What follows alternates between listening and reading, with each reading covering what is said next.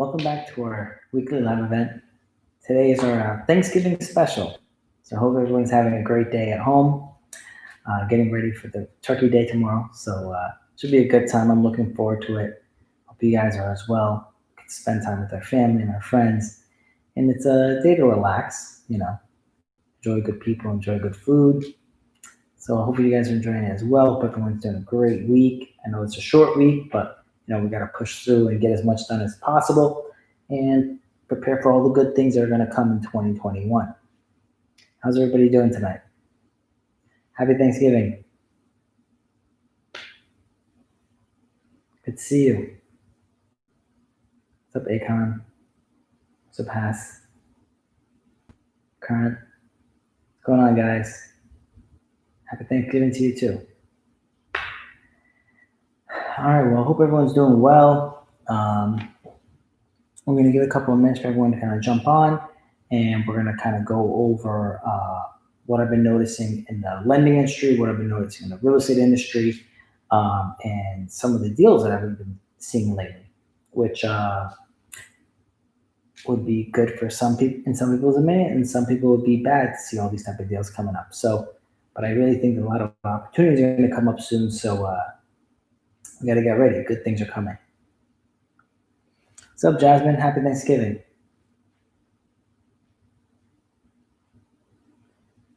And again, guys, feel free to send in all your questions in the question section. I want to be able to answer as many questions as possible after my little recap for the week and what I think and what I'm seeing in the market.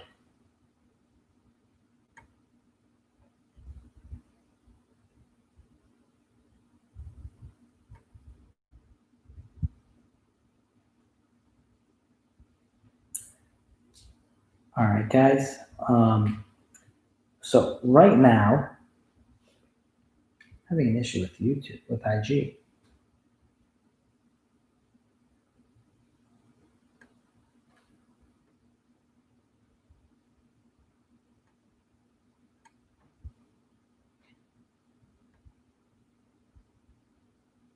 Hey, guys.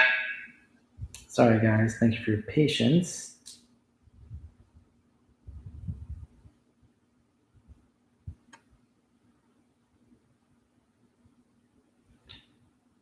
Let's try this again.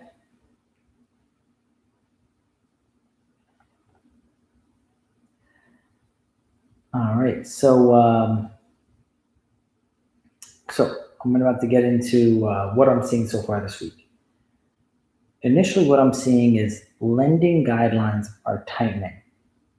Now, I have many different banks, lenders that I work with to get financing for my investors and my borrowers, people that are looking to either buy a home to live in or people to buy properties to invest in. Right now, one of the largest lenders in the country, Quicken Loans, has changed the credit score requirements on self-employed borrowers. They're changing it to a minimum of an 800 credit score for a self-employed borrower. That's crazy because only maybe 9% of the country is going to be able to qualify in that scenario. Now, I don't think it's going to be permanent, but because of the issues with self-employed borrowers and COVID, it's becoming a problem. Now, luckily enough, we've been able to find other lenders to help these borrowers, but it's going to become a bigger problem down the line. So, one of the reasons why is with lending guidelines now, Fannie Mae and Freddie Mac guidelines. What happened is they're requiring to verify that a borrower is still employed. Now, with a current borrower, one that's making a W-2 income, they actually can call the employer to verify employment. Well, with self-employed borrowers, they have to prove income. And how they have to prove income is by showing different documents. By the time they supply these documents, now stay with me here. By the time they have to supply these documents, you're in this hamster wheel. By the time they check this document, and it takes, say, 5 business days for an underwriter to check this document, so much time has passed that another document needs to be updated into the system. Now time has passed, another document needs to be updated. So now you're constantly updating these documents, and no matter when you are in the period, in this process, some document needs to be updated. So if you don't work fast enough and make sure that everything gets updated at one time, by the time the underwriter reviews it, something else will need to be updated. So it becomes a never-ending cycle. So you have to be very careful, self-employed borrowers, when you are going to refinance. So make sure you have all your documents, and even if the document's not going to expire for another 5-10 days, re-upload a new document so you are never having any expired documents and you can move your loan faster. Some self-employed borrowers are taking 90 to 180 days to get a refinance done. That is why Quicken Loans has changed the requirement to an 800 credit score plus for self-employed borrowers. Again, that is crazy, but this is the reality we live in, and we need to be prepared for this reality. Now, we do have other options. We have Caliber, really good with self-employed borrowers, and United Wholesale Mortgage is also good. But if the industry is starting to move in this direction, we have to be prepared. So be prepared and get ready for these changes. Other thing I'm seeing a lot more pre-foreclosed and foreclosed properties coming to market. And these are foreclosures that started to happen in 2018. As I mentioned to you months ago, the foreclosures we're going to start seeing are 2018 foreclosures, 2016 foreclosures are finally about to hit the market. So when you're seeing these foreclosures, don't think they're COVID related. The COVID ones aren't even going to start coming to mid next year and the mid 2022. So we're going to start seeing foreclosures from 2016 and 18 finally hitting the market. And their deals are pretty good. I do want to warn you that do not get excited. I happened to me. Back in 2009, I started getting excited because I'm starting to see some good deals, and I started jumping on them and trying to buy them. And I got some, and they were good deals, but they were not great deals. I bought a triplex for $80,000, which is an awesome deal. Then, a year and a half later, the triplex next door to me sold for $28,000. Now, who got the amazing deal? So, good deals are coming. Great deals are coming after that. So let's be patient, because just kind of like in our Revolutionary War, the country didn't have many bullets. We don't have many shots left. So we got to make sure that when we're taking our shot, we see the white of their eyes. When we take our shot, we make sure that it is an amazing deal and it's going to be a killer deal. Until then, don't go for good, go for great. Just remember that. Good deals are coming, but wait for the great deals to come. That's another thing that I'm seeing. In addition to that, I'm seeing other businesses that you would rarely ever see for sale coming up for sale. And that's kind of interesting to me to see these businesses that normally never go to sale come up for sale. And not only are they up for sale, they're at a somewhat reasonable price. When I say reasonable, prices for businesses and real estate have been crazy high. So now you're seeing something that's a little lower than crazy high. Seems reasonable. I think the deals are coming even better. An insurance agency went up for sale. Normally they would ask about $245,000 for this insurance agency, $235,000 for this insurance agency. Plus they would probably ask about $180,000 to $120,000 for the building. So we're talking about like $445,000 for the package. Well, I offered them $100,000 because there's a lot of problems with the business, there's a lot of problems with the building, and no one else is really interested, which is rare because if an insurance agency normally goes up for sale, it's sold within a month. But this has been for sale for a while and no one's interested. So I just threw out an offer. I said, okay, if you want me to get involved to something that has all these problems and not a lot of money, I'll offer you $100,000. So these are opportunities that are available now.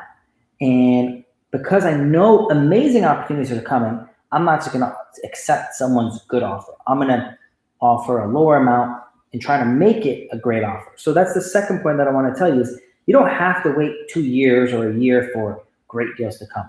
If you find a good deal, you can still negotiate it and make it a great deal, or negotiate great financing terms that also help make it a great deal. Because sometimes if you get great financing, even though you don't make the money on the price, you can make your money back on the great financing terms. So Kristen has a question. She says, good evening, Pascal. What are your thoughts about Brax going down so much? How long would you predict it to stay down for? So Brax is the ticker GOLD. And it's a gold mining company. It is the gold mining company that Warren Buffett bought about $500 billion worth of shares. I bought it before he did, so he took the idea from me. So that was the first gold company Warren Buffett ever bought, because he's always said never buy gold. I predict that it will stay down because we're in a crazy market. The only thing that you can guarantee with this market is that it doesn't make any sense. Like, that's the only thing that makes sense, is that everything doesn't make sense. It's like, so you can't, what I'm trying to say is this. What you normally would assume how a market to function is not functioning that way. And I want to go back to 2008 to mortgage-backed securities and the movie The Big Short. In that movie, a great hedge fund manager made a call to short mortgage-backed securities. And he knew that that was a right decision because he did all his research and he knew it was a right decision. But as time went on, he saw mortgages default. Mortgages defaulted, but the mortgage-backed securities weren't defaulted, which made no sense because if mortgages defaulted, mortgage-backed securities are supposed to default. It didn't happen. So instead, the opposite happened. They started going up in value instead of going down in value because he shorted them. That's why it's called the Big Short. He had to cover his short. He had to cover his position again and again and again. Kind of like what people are doing right now with Tesla. Teslas keep on being shorted, but the shorts have to cover their position.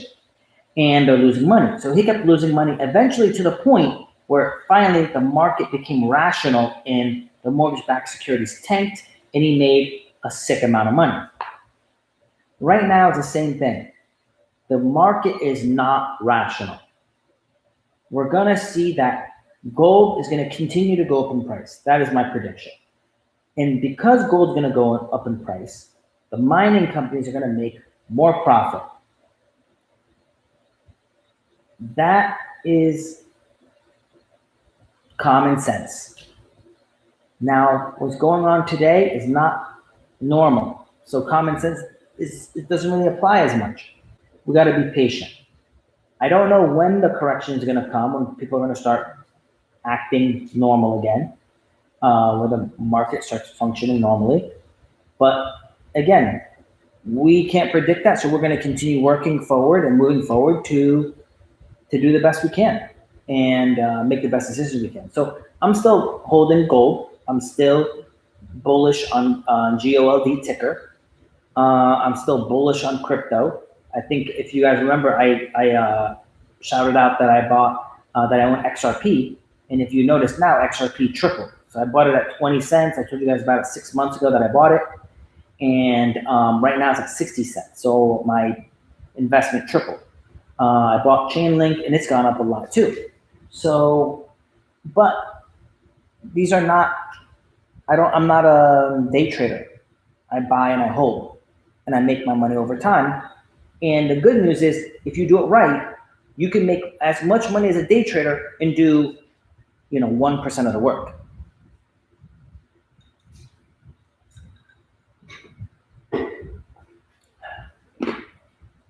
All right. What questions you guys have? We'll go into the questions. Okay. Can't ask that question. When is a good time to buy houses? I think May of 2021, we're going to start seeing a lot more deals. So I'm kind of being patient for that time, but I'm also making offers now. And if I get a good enough price, I'll do the deal now. And everybody, thanks for the thumbs up. Thanks for the hearts. Thanks for the love. Thanks for subscribing on YouTube and for smashing the like button. It really helps the algorithm. It really helps teach everybody out there. And that's our goal, is to give everyone financial education so our market continue to act more and more rational. Why does it take so long for foreclosure? Well, just think about it, Jaden. If someone's going through foreclosure, we want to make sure that we do everything possible as a society to help them keep their house. Because it's not fair if someone just takes your house easily. Despite how much I love getting a good deal, I don't like getting good deals in an unethical manner. Like the one I mailed out a whole bunch of mailers, and I had this older guy call me. He was like 80 years old. The dude was crazy rich. He owns a lot of commercial real estate. And he had the smallest piece of real estate he had was this house in the downtown market. And I'm like, well, I don't normally buy houses. I normally buy duplexes. I'll offer you $150 for the house. He's like, well, no, I won't do that. It's crazy. The minimum I want is $200,000. And I said, okay, I'll give you $200,000. So I bought it from him. He's an intelligent investor. He's very rich. But the house was worth $300,000 at that time. So that's acceptable. I'm fine with getting a great deal like that. But if someone's going to lose their house and they live in that house and that's all they have, we really have to do as much as we can as a society to try to help them keep that property and work something out. Now, eventually, there's some people that since 2016 or 18 have not been able to keep their homes, and they're not going to be able to keep it for whatever reason that they're not able to keep it. At that point, we should be able to, as a society, get an opportunity to buy the house. What I don't like it is when all these big corporations buy up all these properties and doesn't give an opportunity for us to buy them. So hopefully it's going to be a more level playing field when the foreclosures come. But, Tony says, hey, Pascal, how are you doing? I'm doing good, thank God. Hey, what's up, John? John Williams here. If you guys aren't following John Williams' page is awesome. A lot of great stuff, a lot of great content. He's another real estate guy on IG and YouTube, so a lot of good stuff. D-Rod, happy Thanksgiving, my man. What's up, D-Rod? I actually went to middle school with D-Rod. All right. Ray says, yo, John Williams, great content on YouTube, bro. Yes, he does have great content. All right. Let's see here.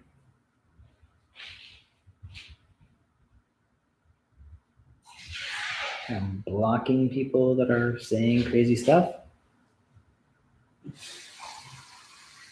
All right.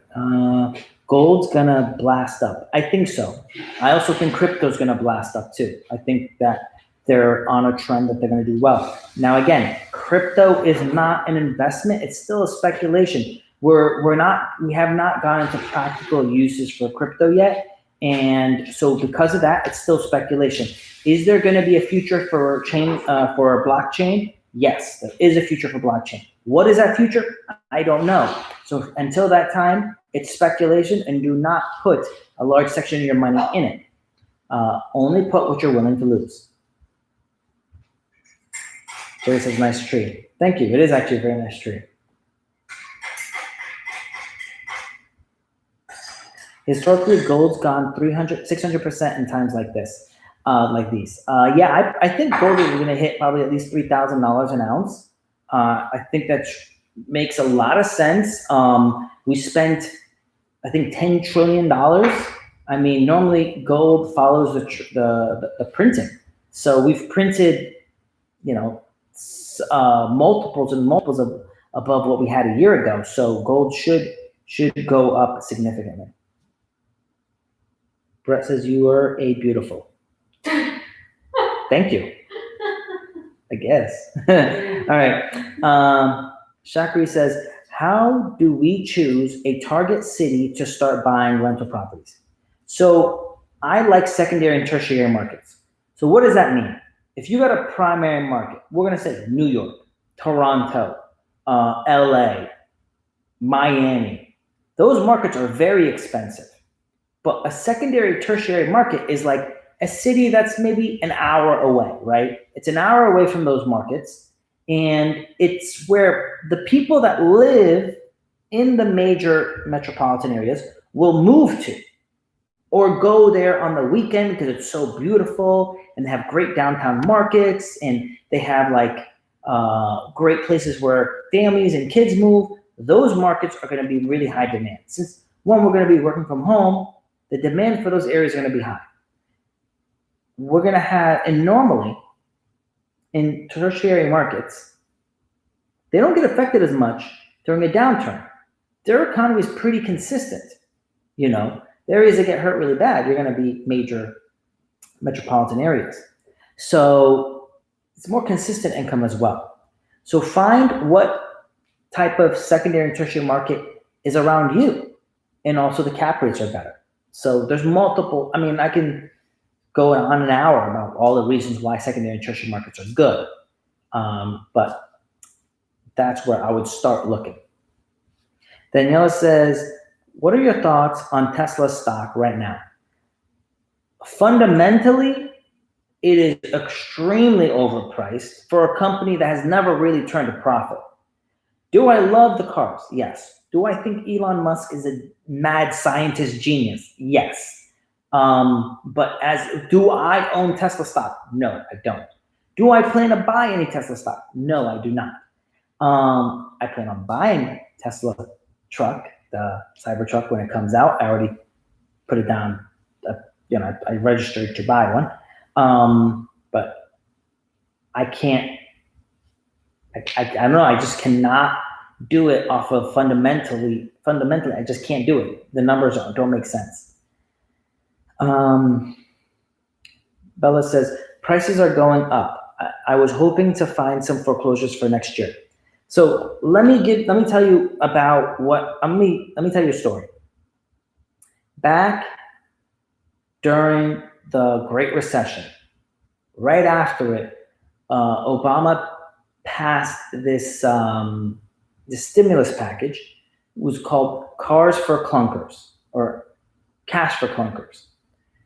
Cash for Clunkers, the program basically gave people, I think, $7,500 extra for their old cars so they could buy new cars. And during that period of time, many people traded in their old car, got the extra $7,500 and bought a brand new car. That was meant to stimulate the economy. In one aspect, it did stimulate the economy. A whole bunch of people bought new cars during that year. The other part of it, though, is the next 2 years, a lot less people bought cars because all the people that were going to buy cars in the future decided to do that today because they got the extra incentive.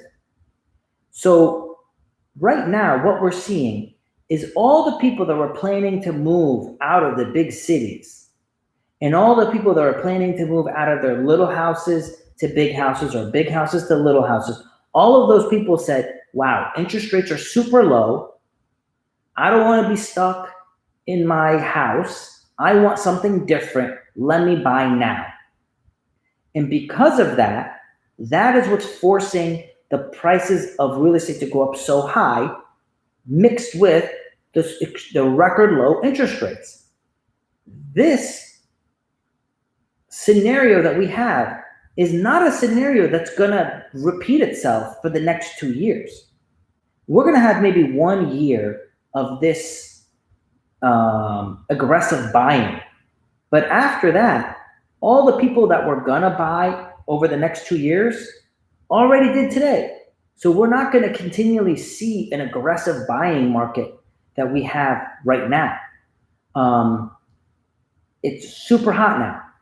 I don't believe it's going to continue because how many people are going to move down? Eventually, let's just say from New York, eventually what's going to happen is people bought their homes in the last 2 to 5 years. If the prices keep going down, they've already dropped, I think, 10% in Manhattan. If they drop another 10%, that means many people will not be able to sell their properties because they'll lose money on the sale. So the amount of people that can start coming down is going to stop because there's going to be a limit. And let's just say they say, forget about it. I don't want to live in the city no more. I don't want to deal with all this COVID restrictions. I'm just going to foreclose and give up the property. Well, when they come to Florida, how are they going to buy a house if they have a foreclosure on their record? They might end up renting, but the sales are going to end up eventually stagnant. So I know it's really hard to believe now because everything looks so great, but it's not going to last forever. What is the name of your YouTube channel? It's basically, it's my name, Pascal Corcus. So same thing on IG, same thing on YouTube. Dragonite says, what are the best renovations to bring the most value to a house? The best ROI renovation for a home is painting.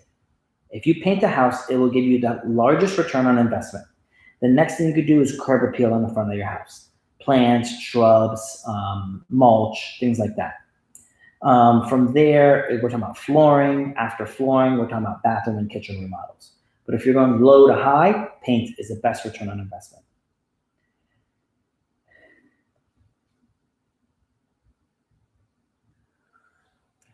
What's it mean when a property is in pre-foreclosure? So pre-foreclosure is when the homeowner is going through the process of being foreclosed, where foreclosed means the bank took the house from the homeowner does not live in it, the bank has the title of the home, and they are selling it. Pre-foreclosure means the homeowner is still in the property, he did not technically get foreclosed, but now you are negotiating with the homeowner and the bank and to have both of them to sell you the house at a discounted price. That is pre-foreclosure. So pre-foreclosure back in 2008 was actually a very hard process. It was so hard to get something to go through in 2008, 2009. Eventually, in 2010 and 11, it became smoother. And then foreclosures were very easy, and then they became a little more difficult. So it depends on the timing, which one is more difficult to work with, pre-foreclosure or foreclosure. But a pre-foreclosure, the simple idea is this. The homeowner is saying, I'm going to sell you the house at a certain price. And not only does the homeowner have to agree to it, but the bank also has to agree to it because the homeowner's behind on their mortgage. So they both have to agree to this price. Normally, the price that they're selling it at is less than the amount of money the homeowner owes to the bank. So the bank is saying, I'm accepting the lower amount just to kind of, get rid of the property. Remember this, a foreclosure or pre-foreclosure looks bad on the bank's balance sheet. The bank is normally allowed to loan 7-to-1. So that means if they have $100,000 in their reserves, they can loan $700,000 out. But if they have one property that is in pre-foreclosure, they actually have to make up cash reserves for that one property in case it defaults. So that can reduce their lending 7-to-1. So one $200,000 property will need for them to put about $200,000 aside for that property, which means now they can lend out $1.4 million less to other people. It's a big difference. So they don't want that. They don't want to be in that scenario, that position. So they decide, you know what, I'm just going to get rid of this property, even if it's at a loss, because I'd rather have this $1.4 million to lend out to good borrowers. So that is the reason why banks don't want to keep properties. And that's why pre-foreclosures can be difficult. Hey, Pascal, great content. What's your thought on Bitcoin? So I think blockchain, right, which is what's behind Bitcoin, XRP, Chainlink, whatever, all crypto. Blockchain is a technology that is going to be used in the future. How it's going to be used, who's going to be the winner or loser, I don't know. I'll be honest with you, I really don't know. Like back in the day, we had AOL, we had Yahoo, and everyone was thinking Yahoo was going to be the winner. Well, Yahoo could have been sold for billions of dollars. They turned it down.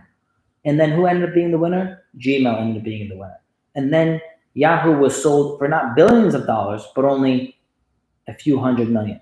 So they went down to like 10% of the original estimate. So you don't know who's going to be the winner. Like you don't know if you buy Bitcoin and it ends up being at 10% of what it's worth today, but some other cryptocurrency that's worth pennies today ends up being worth thousands of dollars. We don't know. I own a little bit of a few different crypto that I think have potential, but I don't have more than I'm willing to lose. I'm not betting my whole life savings on it.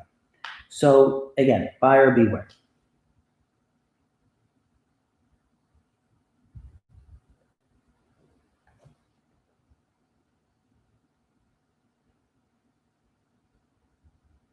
All right, what is your prediction on real estate markets like New York or Toronto, where large high rises and office towers are no longer in use or may never go in use? So I think we're gonna come back, right? It's not forever. It's not gonna be forever, but do I see that we're gonna go on a downtrend in those big metropolitan areas, the very blue states that have all these restrictions?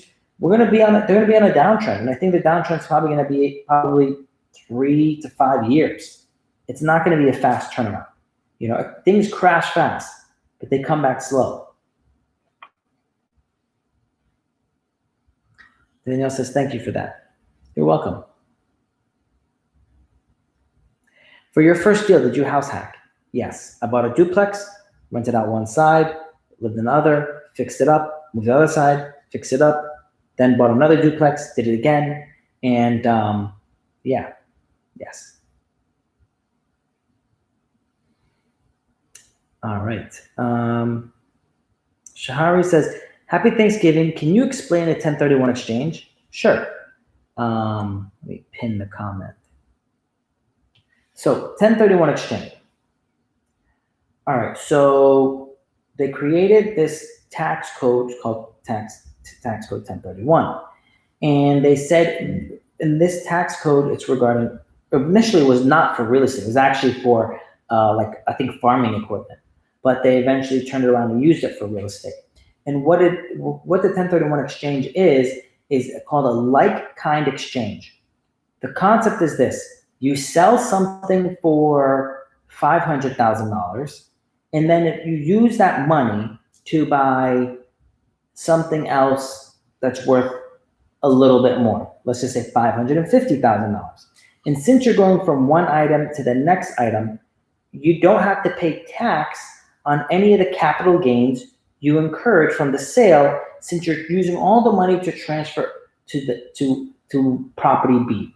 So you sell property A, you have capital gains, but you use all the money in property A to property B. So the IRS says, okay, we're not going to charge you capital gains right now since you used all the money and transferred over. So that's what a 1031 exchange is. It's a like kind exchange, moving your money from one property to another property. How does it work? When you are selling your property, you get a 1031 exchange intermediary. You fill out the paperwork and you basically state that you want to do a 1031 exchange. Then when you find a buyer, they also acknowledge that it's a 1031 exchange property. It's not a big deal, it happens all the time.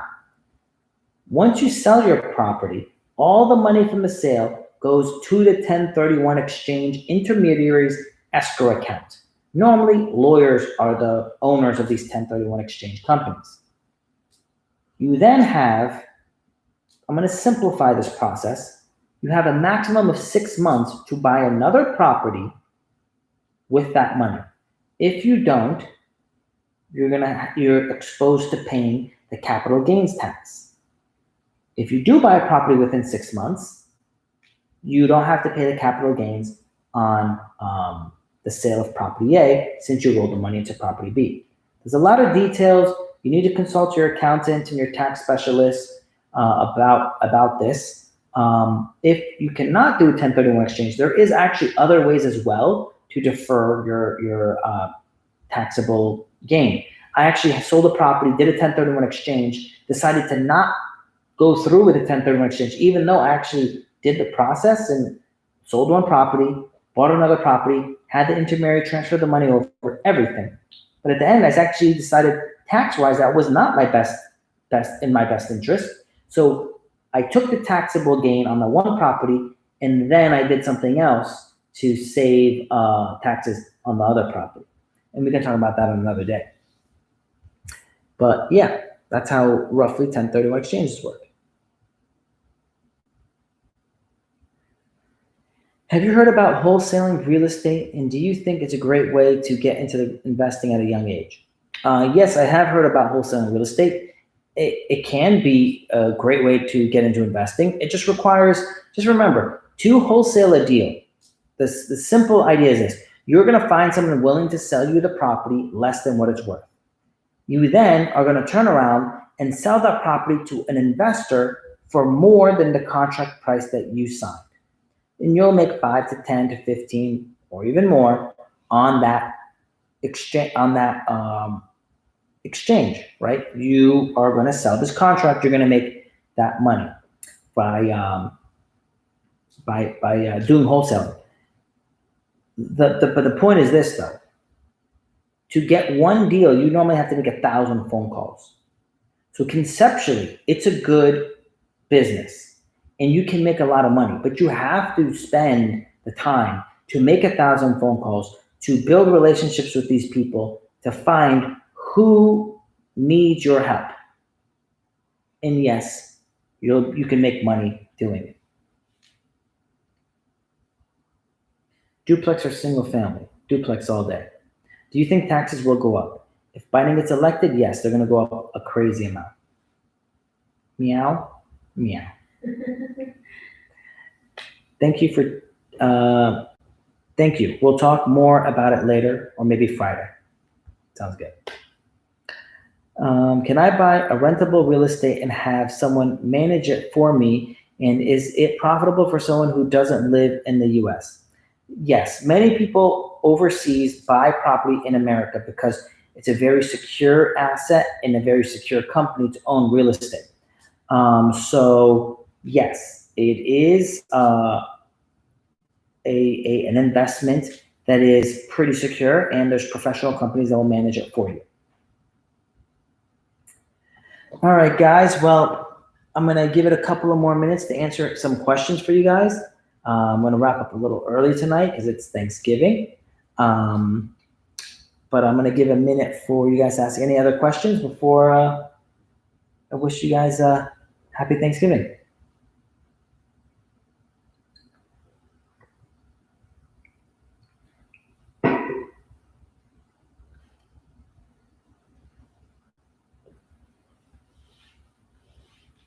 Thank you. Have a good evening. You too, Jenny. T Ambition says, can you briefly explain the right way to do your taxes, because school is not teach us? Okay. So the issue why I cannot give you a flat answer is because the tax book is like literally like this big. So I can't give you an answer on how to do your taxes. You know, I mean, I went to college for 5 years for accounting and then got trained for another 10 years. So I have 15 years of training, and you still don't know everything, and you still have to do continuing education, and you still have to call experts to get their opinion on certain tax code. So there isn't enough hours in your life to go over everything in a tax code. But have a tax professional. They'll do it for you. It's like a few $100s, and you can save yourself the headache.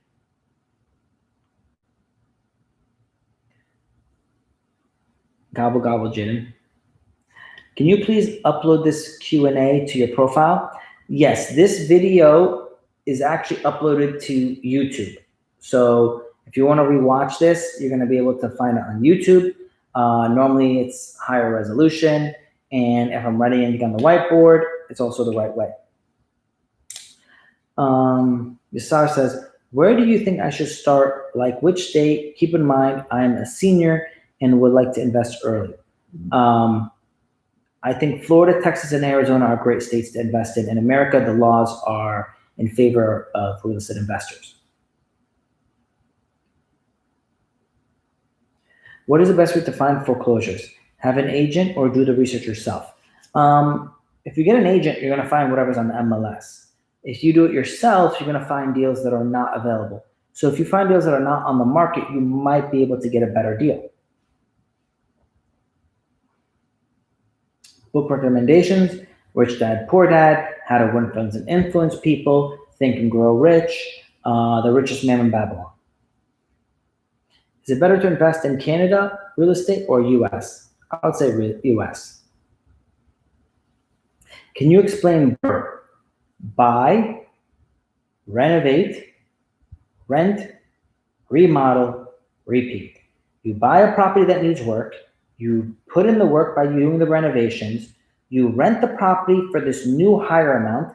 My property is worth about $1,000 a month in rent. I did a renovation on a property I've owned for 15 years. I'm going to bump up the rent to $1,500. Increase the rent. When you increase the rent, you increase the property value. So when you do a refinance, you get cash out. Usually get all the money you put in back out if you did it properly, and then you repeat it. That money that you use, the $100,000 that you use to do the BRRRR process, when you do the refinance, you get the $100,000 back out, and you do it again. Teen Ambition says twoplex or fourplex. To be honest, I like more units, but the area is more important than a number of units. So if you're going to get an awesome area that you can only get a duplex, it's better than you get a fourplex in not a great area. So the area is more important than the number of units. But if you can get a fourplex, get a fourplex. Also, what I've noticed is smaller units get better rents than larger units, but larger units have less turnover than smaller units. So, figure out what type of clientele base you want. So I want to invest in real estate. Do I buy a good, decent rental property or try and flip cheap properties? I would try to find good areas with not great properties. So the area is good, but the property is not in the best condition. You can upgrade a property. You cannot upgrade an area. I bought a single family home to rent. What will be the next best real estate investment, flip, or more rentals? The answer is I would not rent a single family home. It's extremely rare for it to ever be a good investment. I'd probably sell the property and try to buy a duplex, triplex, or quadplex. Are you looking at any deals currently? Yes, I am looking at an 8-unit property. They're asking about $1,030,000 for it. I'll probably put in about $300 to $400 into it, and by the time it's done, it'll be probably worth about $1.8 million, if not worth more like $2.4 million. It just depends. Aladdin says, is it 70-30? Yes, it's 70-30 on the BRRRR strategy. What was a favorite part of your dinner? I can eat carbs again, so I like the rice. How much good debt do you have? Currently, I don't have that much. I'm probably in at like 2.5 to 3 million, but I have like $8 million worth of real estate. So it's not a lot. I want to try to get to like 70, 80%, pull all the cash, sit on the cash. So yeah, I am trying to do refis and pull out like $2 to $3 million right now. So yeah, that's what I'm trying to do. Real estate or stocks? I was extremely good at stocks. I just don't have a passion for it. I prefer making higher returns in the real estate game. Great question, guys. It's great seeing everybody. Hope everyone has an amazing Thanksgiving. Remember, I want to tell you something, right? How much money do you think it would cost you to have someone make all your meals?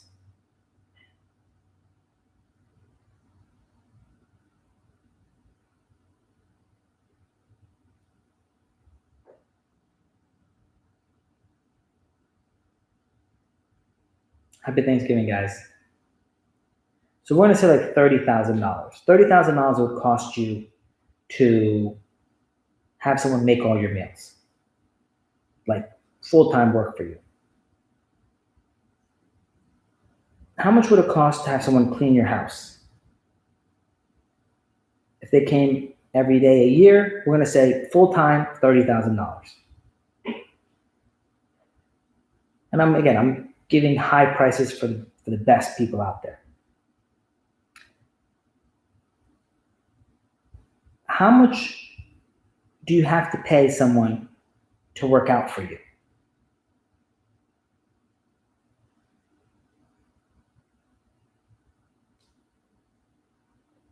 You can't. You cannot pay someone to work out for you. You can't pay someone to bring back a loved one that passed away. You can't pay for certain things in life. So remember, the most valuable things in your life, the most valuable things you have to do, you cannot buy. So when you have the opportunity to do these things, let me clarify to you. You don't have the opportunity to do these things. You have to make the opportunity to work out. You have to make the opportunity to spend time with people you love, because you can't pay to bring anybody back, and you cannot pay to have your own health. So in that sense, I want to say, be thankful for your good health. Be thankful for the ones that you love, that you get to see and be with them. I love you all, and I hope you guys have a happy Thanksgiving.